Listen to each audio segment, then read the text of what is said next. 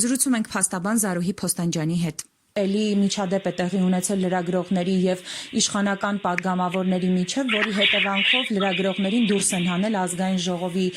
շենքից։ Առհասարակ իշխանության կողմից սա ինչ վարվելաձև է լրագրողների նկատմամբ, երբ որևէ հարց իրենց դուրս չի գալիս ու իրենք փորձում են վերաբերմունք ցույց տալ ազգային ժողովի շենքից հանել կամ սպառնալ, որ հավատարմագրումից կզրկեն։ Ազգային ժողովը հավատարմագրված լրագրողներին մուտքը ոչ թե ինչ-որ մեկի սենյակ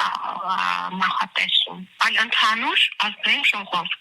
Իսկ այդ մեկը ով կլինի, դա արդեն երկրորդական հարց է։ Այսինքն իրանք հավատարմագրված են, իրանք մուտքի իրավունքը իրենց ապահովված է։ Եվ այդ մուտքի իրավունքը ով իրենց տվեց այդ անցածուղթը, դա իրական չէ։ Հետևաբար իրենք իրավունք ունեն գտնվել ազգային ժողովի ցանկացած տեղում, իհարկե աշխատասենյակ մուտք գործելու համար նա պետք է ունենան այդ տվյալ աշխատասենյակի սպասարկող այդ ով որ այնտեղ պաշտոնյա դրա նաև ցանկությունը։ Այսպես է։ Այսինքն այն վայրն է, որը գաղտնի վայր չէ, այն վայրն է, որը օրենսդիր է, այն վայրն է, որը պետք է հանրության նաև հասանելիություն ունենա, իսկ հանրության հասանելիությունը ապահովում է իհարկե լրատվամիջոցը եւ լրագրողը։ Այլ մարդ չի կարող այդ հասանելիությունը ապահովել։ Հետևաբար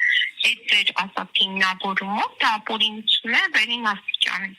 Տիկին Փոստանջյան, այնուամենայնիվ այս իշխանության օրոք մենք նաև այն պրակտիկային ենք ականատես, որ շատ հեշտությամբ կարողանում են նաև լրագրողներին հավատարմագրումից զրկել։ Սա որքանով է տեղավորվում այդ իրավական հարթության մեջ։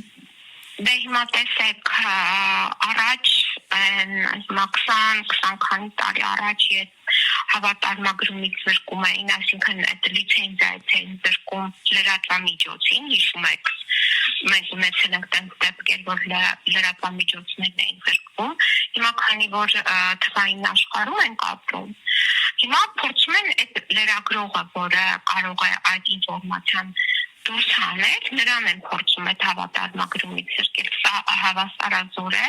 խոսքի ազատության կոպիտ միջամտությանը ապօրինաբար։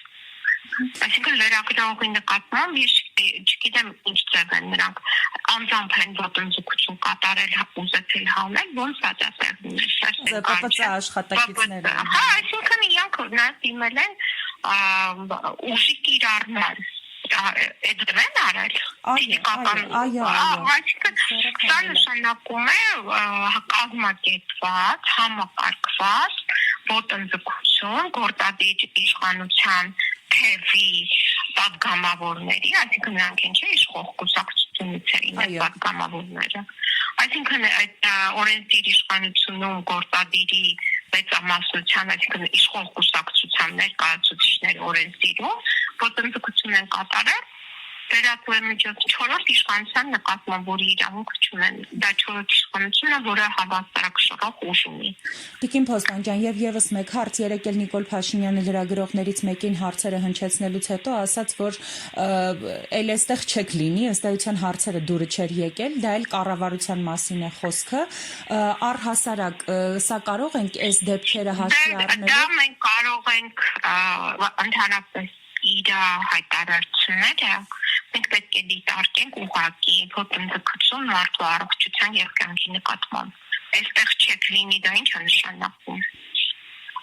Այսինքն ոտնձգություն հենց մարդու այդ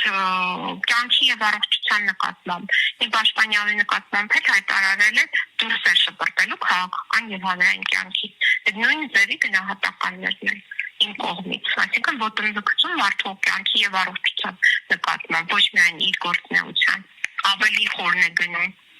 Շնորհակալ եմ մեկնաբանության համար։